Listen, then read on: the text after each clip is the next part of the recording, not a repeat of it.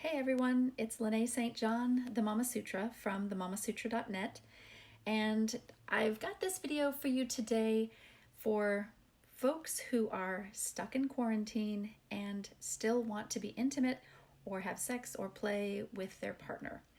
And I'm thinking that's a lot of you out there who are stuck in quarantine with kids underfoot, whether they're little or teenagers.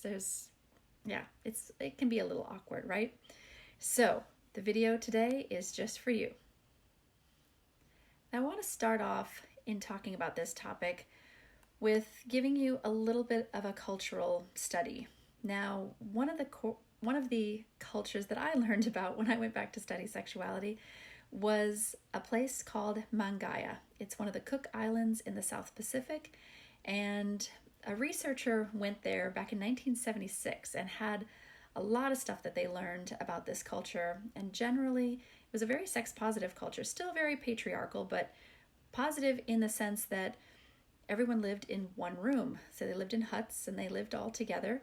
And so if you can imagine having everyone in one room, somebody's got to have some good things to say about sexuality and about procreation and pleasure.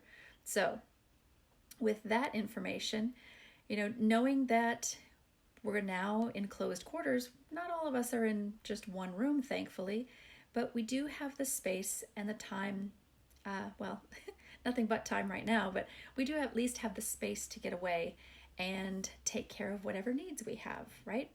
I am in no way mentioning Mangaya to encourage folks to have sex in front of their kids. That is not what this is about.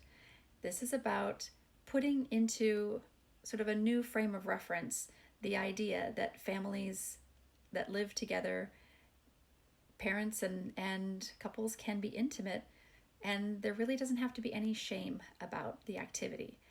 One of the things I think is most interesting in talking to the parents that I work with is that most parents want to make sure that their kids understand that when two people love each other, that's when they're having sex.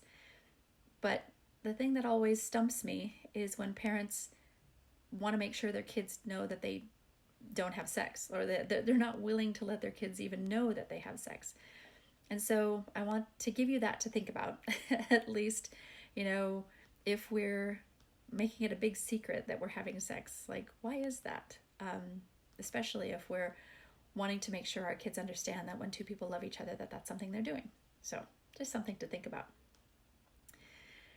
So given that, now I want to talk a little bit about some strategies that you can have to talk about, or to approach this awkward situation that everyone's in quarantine. So I've got a list here that I want to look at. So the first one is to make sure that you set up some protocols. So protocols might be that you knock first when you see the doors shut or when the door's locked, that you take that as an opportunity to go get yourself a snack or to go watch a video. And I guess getting yourself a snack and watching a video, that would require us as parents to make sure that maybe snacks that are acceptable are at a safe level that the kids can access themselves. And the same thing with setting up a movie or a DVD. Make sure that they have whatever access they need, so they're not knocking on the door for a password. That'll ruin the mood quite a bit. And then another protocol is about strange noises. So, we all know that strange noises can happen in those moments. And so just giving your child a little frame of reference that, if you hear any strange noises coming from our room, we're fine. You don't need to check up on us. If you hear that, you can take that as a cue that it's okay for you to get yourself a snack or to go get a game out of the game room, or whatever the case may be. You can set up whatever protocol you need to for that. But kids often, if they hear a strange noise, or if it sounds like somebody's hurt, they might be curious and they might try to find out what's going on. So, at least sort of orienting them to, we're okay, we're fine. You don't need to check on us. We'll be fine, and we'll be out in 5 minutes or whatever, however long it takes. So that's another protocol that you can set up. The next one has to do more with older kids. So teenagers most likely know what's going on. And there's nothing wrong with that, obviously, still. And in fact, those teenagers at some point, you know, soonish will probably be interested in doing stuff like that when they get partners as well. So the strategy that I think, or that I've heard that works really well, is getting noise canceling headphones. Now I know those can be kind of expensive, but you can find them, you know, refurbished ones for less cost, or you can find, I mean, I'm sure lots of these kids nowadays have headphones, the little, I don't even know what they're called, pods, I guess. You know, encourage them to play some music or turn up their own stereo so they don't have to hear any noises that they don't want to hear. So those are 3 strategies. Yeah, I guess, I mean, just in general, this stuff is very, my suggestions at least are even kind of edgy and a little progressive, but I think it's important for us to put things into whatever frame of reference we want to. We are the parents. It's up to us to lead.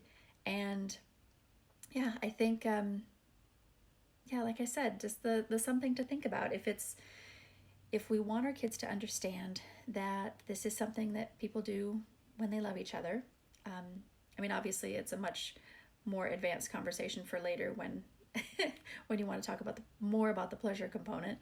But it's important that, you know, kids at least accept the idea that their parents are sexual beings, and as we all are. So I hope you got something good out of this. Thank you very much. I want to encourage you to like, comment, subscribe, share. Let me know your favorite strategy in this time. What's been working for you? And until the next video, thanks so much. Stay safe and wash your hands.